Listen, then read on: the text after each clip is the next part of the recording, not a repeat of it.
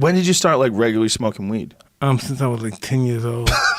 The whole time you were fighting, you were regularly smoking weed? Well, you know, when you're a kid, your mother gives you liquor and marijuana for you, make you think that you're gonna go to sleep or something. Yeah. Really? Yeah. That never happened in my house. Never. Yeah. No, my mother was alcoholic and stuff. Damn, that's harsh.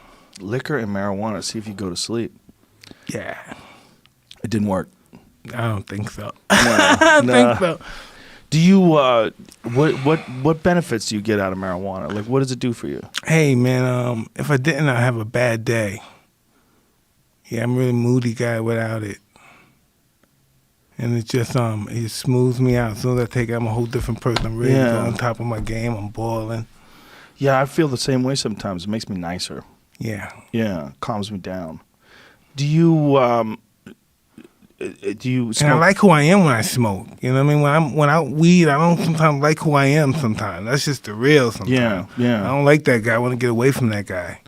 Well, you know, I was talking to Michael Irvin once. He was explaining to me that when children grow up in high-stress environments, that their genes are wired to have a propensity towards violence. That if it's normal, if it's around them all the time, when they're growing up and when they're in the womb. Yeah, I agree. When their mother's under extreme stress, if they live in a bad neighborhood, and it's hard for some people like yourself that did grow up in an environment like that to ever reach where you're at right now, just a place of peace.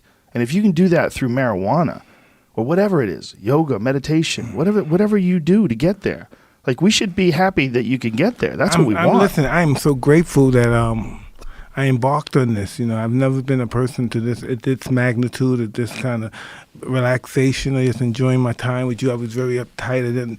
I was very uncomfortable with myself. Did you feel any better after you worked out when you were young like that? Absolutely, but my works out. You know what? The best thing that ever happened to me that I retired from boxing, because of me working out and me getting, I was so intense with this. My whole objective was hurting people and wanting to be the best, and my ego took over, and I'm like Tyson, I'm the best to ever live, and all this bullshit. And dealing with my partner Rob Hickman, I happened to embark on this, come across this thing called the Toad.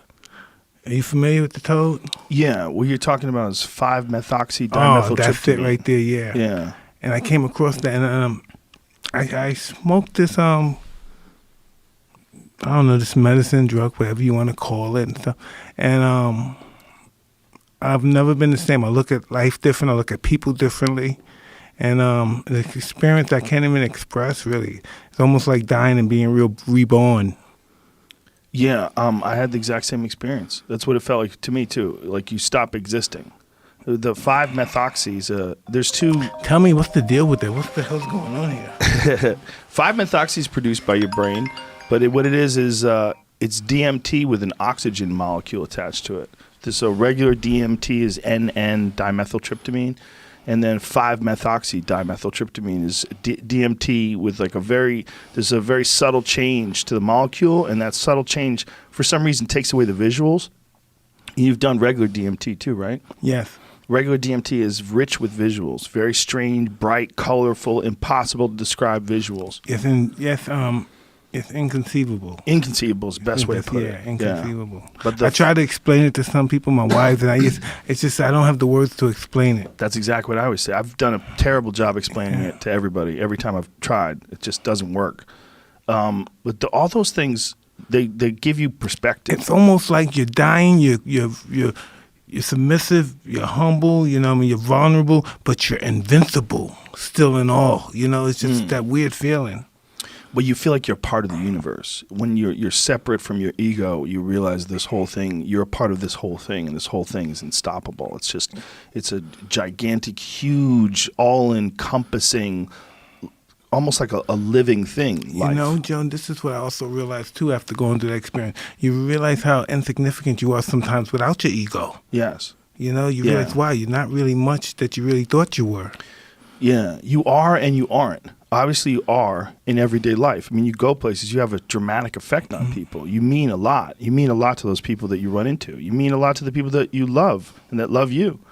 But we all do, and it's all relative.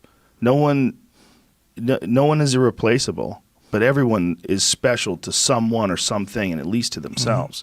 but we're all the same. We're all a part of this weird, crazy, gigantic organism that's the human race.